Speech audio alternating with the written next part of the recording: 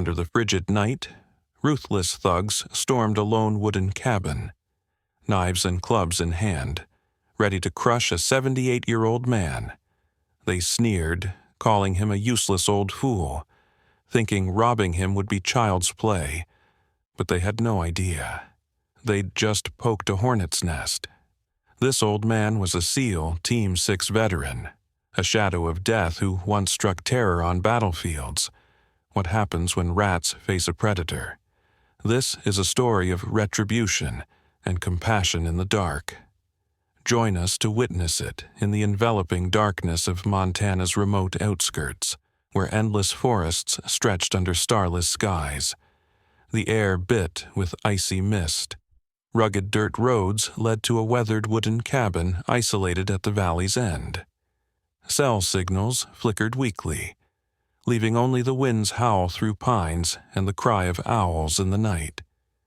This was the home of Elijah Grayson, 78, a solitary figure rarely seen by the locals. They called him the grumpy old recluse, whispering about him like a fireside mystery. Some said he was a hunter. Others guessed he fled a shadowed past. None knew that beneath his silver hair and gaunt frame was a former operative of DevGru SEAL Team 6 who'd carried out missions the world was never meant to know. Now, he chose the forest's darkness, living anonymously, burying battlefield memories. His cabin was sparse, lit only by the flickering glow of a fireplace, casting shadows on dusty walls. On a shelf sat a faded photo, barely discernible, and a skull-shaped badge, the mark of a legendary strike team. Tonight, Elijah sat by the fire, a mug of hot tea in hand, his distant gaze fixed on the flames. The wind outside softened, giving way to an unfamiliar sound, a low engine growl approaching. A black van with fake plates crept to a stop on the road to Elijah's cabin. Its headlights swept the trees, then died. In the dark, 6 figures emerged, knives and clubs gleaming in their grip. Cobra tattoos peeked from beneath their jackets, emblems of their gang. They eyed the cabin, cold smirks curling their lips. "Just an old man living alone," one whispered, his voice raspy. "Grab the valuables inside and bolt, easy as flipping a coin." Rumors swirled in the underworld. The old recluse at the valley's end hid precious goods some said wartime gold. Others whispered military weapons, whatever it was. Vince and his crew didn't care. They saw only an easy mark, a frail, 78-year-old man living alone, with no neighbors and no phone. "Bet he won't even hear us coming." One thug with wild hair and a dagger smirked. "Storm in, grab the loot, and vanish before dawn." They nodded, cold grins spreading across their faces. They advanced, steps light but brash, like wolves stalking prey in the forest. The wooden cabin loomed ahead, its fireplace glow spilling weakly through the window like a candle about to die. Vince signaled, sending 2 men to check the back door. Another, gripping a baseball bat, tapped it against his palm, whispering, "If the old man resists, I'll show him pain." They gathered at the front door, Vince raising his fist to pound, his knife gleaming in his other hand. The air hung heavy, a storm brewing, but before Vince's fist struck wood, the door creaked with a clack and slowly swung open. The gang flinched, stepping back, weapons tightening in their grips. In the doorway stood Elijah Grayson, gaunt, silver hair disheveled, his worn wool coat frayed. He held a steaming mug of tea, vapor curling in the cold air. He said nothing, his gaze fixed on them, not angry, not fearful, but sharp as a blade in the dark. Moonlight bathed his face, etching deep wrinkles, scars of years the thugs couldn't fathom. Vince, regaining his nerve, stepped forward, pointing his club at Elijah. "Hand over the goods, old man," he growled, Gold, guns, whatever you're hiding. Don't test my patience." The others chuckled, certain the old man would beg. But Elijah stood still, his eyes sweeping over each one as if counting enemies on a battlefield. A smaller thug whispered to his mate, "Wisey? Look like an old soldier," Vince scoffed, brushing it off. Soldier. Just a geezer 1 foot in the grave. In the cold darkness, Elijah Grayson's wooden cabin stood defiant, its fireplace glow spilling through the open door. 6 thugs, knives and clubs at the ready, aced the 78-year-old man, gaunt in his frayed wool coat, holding a steaming mug of tea. Vince, the scar-faced leader, snarled, "Hand over the goods. Old man gold, guns, anything. Don't make me get rough." His gang's hoarse laughter echoed like wolves howling in the night. They expected him to beg, to tremble, like prey before. But Elijah didn't budge. He stood still, moonlight carving his weathered face, his gray eyes slicing through each man, a hunter counting beasts in a trap. No anger, no fear, just a chilling calm, like the sky before a storm. The tea in his hand steamed, vapor curling in the frigid air. "You're making a mistake," he said, his voice low, steady, a battlefield command. "Leave. Now." Vince laughed, swinging his baseball bat inches from Elijah's face. "Who do you think you are? Geezer," he roared, his voice shrill. "One more step, and I'll crush your skull." But Elijah's gaze didn't waver. He tilted his head, studying Vince as if reading his entire life in a second. The gang grew uneasy. A wiry thug with a dagger whispered to another, "Wisey, look like an old soldier." A wild-haired one shook his head, but his hand, gripping the club, trembled faintly. The air was thick. A loaded gun. Vince, losing patience, jerked his chin. "Get in," he barked. A hulking thug, cobra tattoos snaking up his arm, stepped forward, bat raised to smash the door. But Elijah only set his tea on the porch step, his movements deliberate, like preparing for a ritual. "Don't," he said, his voice a low rumble like distant thunder. "You'll regret it." The thugs roared with laughter, dismissing it as an old man's empty threat, but the firelight from inside cast a glow on the wall. A faded photo emerged young Elijah in SEAL gear, standing with comrades in Fallujah, Iraq. Beside it, a skull-shaped badge, the mark of DevGru, the legendary strike team. The wiry thug flinched, stammering, You see that?" But Vince ignored him, snarling, "Grab the loot, smash him if you have to inside the cabin." The fireplace's flickering glow lit an old photo, a young Elijah Grayson in SEAL gear, standing among comrades in Fallujah. The skull-shaped badge on the table gleamed, a reminder of nights steeped in blood and fire. 6 thugs, armed with knives and clubs, faced the 78-year-old man, unaware they'd roused a nightmare. Vince, the scar-faced leader, roared, "Grab the loot." A hulking thug, cobra tattoos coiling up his arm, lunged, his dagger flashing in the moonlight, aimed at Elijah's chest. But Elijah moved, swift as a desert wind in Iraq. In a blink, he sidestepped, his gaunt hand seizing the attacker's wrist, twisting hard. The knife clattered to the wooden floor with a clang. In one fluid motion, he locked the thug's arm, slamming him to the ground, his knee pinning the man's chest. No wasted sound, no bead of sweat. The gang froze, jaws dropping. What just happened? The wild-haired thug stammered, his club slipping from his grasp. Elijah stood tall, his icy gray eyes sweeping the rest. The firelight carved his face, etching wrinkles like a battlefield map. Memories of Fallujah surged silent raids, bullets whistling, comrades' eyes before they fell.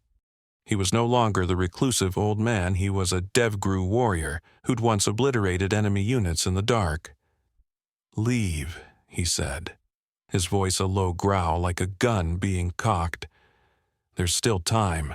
Vince, pale, shouted, "Get him." "He's alone." But his voice quavered, confidence crumbling. Another thug, wielding a bat, charged, but Elijah shifted, using the man's momentum to hurl him into the wall with a thud. The wiry one, with a skull tattoo, backed away, his dagger falling. He's not human," he whispered, eyes wide with terror. The seal photo on the wall and the skull badge on the table now loomed like warnings they'd ignored. Elijah didn't strike again. He stood, hands loose, every muscle a taut bowstring. "You don't know who you're facing," he said, his voice even, devoid of bravado, "but I know you. Lost souls, selling your honor for scraps." His gaze pierced Vince, cutting to his core. "Drop your weapons, or tonight's your last." Elijah Grayson stood amid the wreckage of the thug's bravado. 6 men, once fierce with knives and clubs, now cowered on the floor, their weapons a heap of scrap. Vince, the scar-faced leader, knelt, his face pale, eyes red-rimmed. The wiry one, skull tattooed, clutched his face, tears streaming. An open wooden chest revealed classified files, photos of fallen comrades, and a battle-worn journal. No gold, no guns, only memories and honor. Moonlight pierced the window, illuminating the SEAL Team 6 photo, a silent witness to this fateful night. Elijah, gaunt in his frayed wool coat, gazed at them, his eyes no longer icy but deep, like a lake before a breeze. "I was once like you," he said, his voice low, resonating in the quiet room. "Young, hot-blooded, thinking I was untouchable." He stepped forward, lifting a photo of a young soldier from the chest, his calloused fingers brushing it gently. "Fallujah, 2004. I took out an enemy unit in the dark. But one kid, before he died, called for his mother." He paused, eyes closing briefly as if that cry still echoed in his mind. "That sound haunted me my whole life." The thugs fell silent, their breaths heavy. The wild-haired one, nursing a bruised arm, stammered, We were just hired." "They said you hid war gold." Elijah nodded, unsurprised. "And you believed them," he said, his voice not accusing, just stating the truth. "But don't become men who kill your own sleep." His gaze pierced Vince, cutting to his soul. "You're young. Don't let tonight be your end." Vince bowed his head, voice choked. "What? What'll you do to us?" Elijah walked to the door, picked up his cold tea, then turned back. "I'm not a court," he said, "but I'll give you a chance." He took a scrap of paper, scribbling the number of an old friend, a retired federal officer. "Call this, be honest. It's the only way to live like men." He set the paper before Vince, his voice low but firm. "Don't waste this chance." "I don't give seconds." The skull-tattooed thug sobbed, kneeling. "Thank you. Thank you." Elijah didn't reply, his gaze drifting to the door, where Montana's darkness was fading. Dawn's light crept in, carrying the scent of pine and earth. Tonight, he'd drawn no gun, spilled no blood, yet he'd won not with might, but with the compassion of a warrior who'd once been lost and found himself. At that moment, the cabin wasn't just a refuge, it was a beacon, guiding those sinking in the dark. The first dawn's light slipped through the pines, casting a glow on the weathered wooden cabin where Elijah Grayson had faced a fateful night. In the faint haze, 6 thugs, once fierce with knives and clubs, now sat scattered on the wooden floor, their weapons a heap of scrap in the corner. Vince, the scar-faced leader, hung his head, his scar fading in the shadow of remorse. The wiry one, skull-tattooed, wiped tears, his hands trembling. An open wooden chest revealed classified files and photos of Elijah's fallen comrades, a silent reminder of honor's cost. Elijah stood before the fireplace, gaunt but resolute, his gaze no longer icy but gentle, like a teacher before wayward students. "You chose the wrong night," he said, his voice low. "But there's still time to choose the right day." He held a scrap of paper, scribbling the number of an old friend, a retired federal officer. "Call this. Be honest. It's your only way out." By early morning, 3 Homeland Security SUVs rumbled down the dirt road, dust swirling. The thugs, hands cuffed, stepped willingly into the vehicles, their eyes no longer defiant. Vince, before leaving, turned to Elijah. We were just hired," he said, voice hoarse. "Thank you for not killing us." Elijah nodded, his gaze distant, as if seeing the battlefields where he'd once taken lives. A month later, news swept Montana a notorious crime lord behind countless heists was arrested in a major sting. The confessions of the thugs who'd faced Elijah were the key to exposing secret hideouts and trafficking networks. The press hailed it a surprise victory for justice, but none mentioned the wooden cabin or the SEAL Team 6 veteran at its heart. Elijah sought no thanks and shunned the spotlight. His cabin remained quiet at the valley's end, its fireplace glowing each night.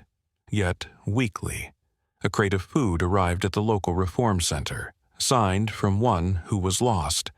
No one knew it was him, but those who received it felt an unseen hand pulling them from the darkness. Dawn had broken, and the cabin was more than a warrior's refuge. It had become a lighthouse, guiding those astray. Elijah, with silver hair and calloused hands, sat by the fire, gazing at the flames. He knew his war never ended, not on the battlefield, but in the hearts of men.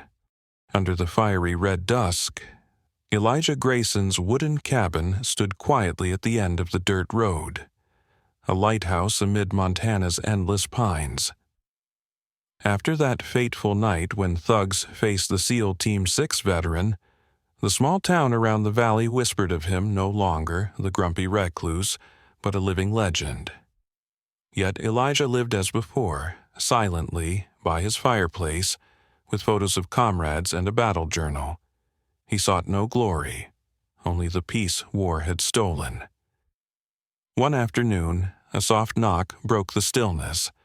Elijah, silver-haired, disheveled, in a worn wool coat, opened the door. On the porch stood a 15-year-old boy in a hoodie, his brown eyes shy with unease. "I'm Tommy's brother," he said, voice trembling. "Tommy was in the group that came here that night.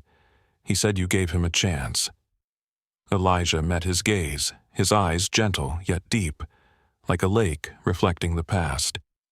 "I'm here to say thank you," the boy continued, clutching his sleeve. "He's in reform now, but he's changing." "Because of you." Elijah nodded, silent, resting a hand on the boy's shoulder, light but firm, as he'd once comforted comrades in Fallujah. "Tell your brother to hold on to that chance," he said, his voice low, resonant as a vow. The boy smiled, eyes brightening, then turned, his small figure fading into the sunset. Elijah stood on the porch, watching, feeling the breeze carry the scent of pine and the cry of an eagle overhead. He knew his war fought not with guns but for the souls of lost youth still raged. The town never forgot that night. The thugs' confessions dismantled a crime lord, restoring peace to Montana. The Reform Center received weekly food crates signed from one who was lost, and everyone knew it was Elijah, though he never claimed it. His cabin became a symbol, not of violence, but of compassion, a place where a warrior gave foes a chance to rise. As dusk faded, Elijah sat by the fire, its flicker mirroring the eyes of fallen comrades. He needed no thanks, no fame. For him, Each soul saved was a quiet, eternal victory. Beyond, the wind blew, and on the screen, words appeared, a final note. Some warriors no longer draw guns, but they still fight for the souls of the young who don't yet know they're lost. The story of Elijah Grayson, the SEAL hidden in a Montana cabin, is a flame illuminating wayward souls. From one fateful night, he didn't just defeat enemies, he redeemed them with compassion and honor. That cabin stands, reminding us a single chance can change a life. What did this journey stir in you? Share your thoughts in the comments, hit subscribe for more profound stories, and spread this message to keep the flame of kindness burning. Thank you for listening. See you next time.